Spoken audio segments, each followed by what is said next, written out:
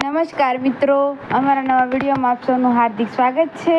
તો આજે આપણે વાત કરીએ ઘઉંનો દાણો તપાસતા ખેડૂત રામજી કાકા સાથે બનેલ ઘટના વિશે। સહેજ ચાંદરો દાણો છે।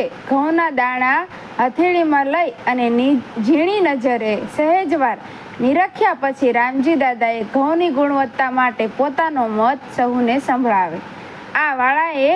આ વેળાએ શેરીમાં ઠીક કહી શકાય એટલા પુરુષ અને મહિલાઓ કુંડાળું થઈને ઊભા હોય। ઉનાળો બેસી જાય અને ઘઉંનો પાક તૈયાર થાય।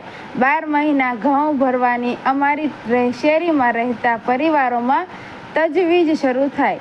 સહુ કોઈ પોતાના લાગતા વળગતા કે પરિચિતોને ત્યાંથી ઘઉંના નમૂના લઈ આવે અને સહુ ભેગા મળી અને એક ઘઉંના ભાવ તાલથી માંડી એની ગુણવત્તા સુધી સહિયારા મતથી નક્કી થાય। આમ જુઓ તો બેસતો ઉનાળો માત્ર ઘઉં ભરવા પૂરતો જ નહીં, પરંતુ મરચાથી લઈ મરી મસાલા સુધી ખરીદીને ભરવાનો વખત ગણાય। દુનિયાના ઉદ્યોગ અને ટેકનોલોજીથી ચાલતી હોવાથી આજે ભલે કહેવાતું હોય, પરંતુ દુનિયા હંમેશા પરસેવાથી ચાલી છે અને ચાલતી રહેવાની છે। દિવસ ઉગ્યાથી આથમ્યા સુધી શરીર મહેનત કરે છે અને એ મહેનત કરતા શરીરને ઉર્જા પૂરી પાડવા ખોરાક લેવો જરૂરી છે। એટલે કદાચ અન્નને બ્રહ્મનો દરજ્જો આપવામાં આવ્યો હોવો જોઈએ। ઘઉં સકાસતી વખતે કાને ઝીલાતા રામજીભાઈના સંવાદો સાંભળનારનું માત્ર શબ્દ ભંડોળ વધારતા નહોતા, પરંતુ માણસ પોતાના પેટને ઘંટી સમજતો ન હોય અને પેટમાં નાખેલું બધું જ પચાવવાની ઈશ્વરની ફરજ નથી તેવું એ કદાચ સમજતો હોય કે ન હોય, પણ સાચું ખાવું જોઈએ એટલું એ ચોક્કસ સમજતો હતો। માણસે 2 પથ્થર ઘસી અગ્નિ પ્રગટાવી રાંધી ખાવાની શરૂઆત કરી। ત્યાર પછી ભોજનમાં અનેક વિવિધતા આવતી ગઈ છે। દુનિયા ગ્લોબલ બની ગઈ। પિઝાથી લઈ મોજીતો સુધીની વાનગીઓ હવે ઘર વાનગી થઈ ગઈ છે, પરંતુ 4-5 દાયકાઓ પહેલાંનું ચિત્ર નોખું હતું। શહેરથી લઈ ગામડા સુધી મોસમ પ્રમાણે ખોરાક હતા।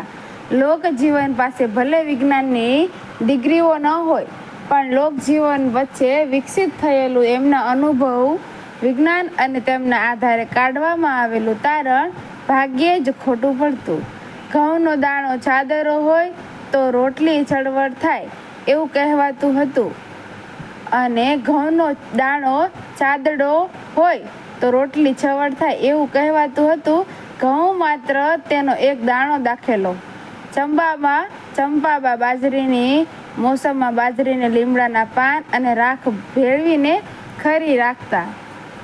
આખું વરસ અનાજ બગડતું નહીં। એ વખતે કદાચ ભણતર આજે છે એટલું છવાઈ ગયું નહોતું।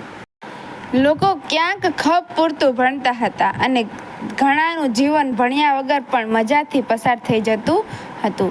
આજે વાતમાં કહેવાય છે કે એ જમાનામાં ખોરાક ચોખ્યા હતા, પરંતુ એ વખતે ચોખ્ખો ખોરાક અને તેની સામગ્રી પણ ચોખ્ખી હોય એવું ચીવટ રાખવામાં આવતી હતી।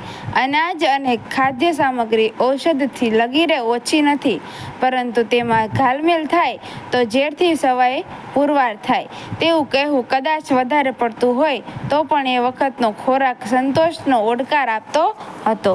રસોઈમાં વપરાતી દરેક વસ્તુઓ ચીવટથી તપાસી અને જાતે તૈયાર કરી વાપરવામાં કોઈ નાનપ નહોતી। આજે બજારમાં બધું તૈયાર મળે છે। ખોરાકને રાંધવામાં પણ કડાફૂટ લાગે તેવો જમાનો ઢુકળો આવી રહ્યો છે। ક્યાંક કોઈએ તો એવી ચિંતા કરી છે કે ભવિષ્યના ઘર રસોડા વગરના થઈ જશે।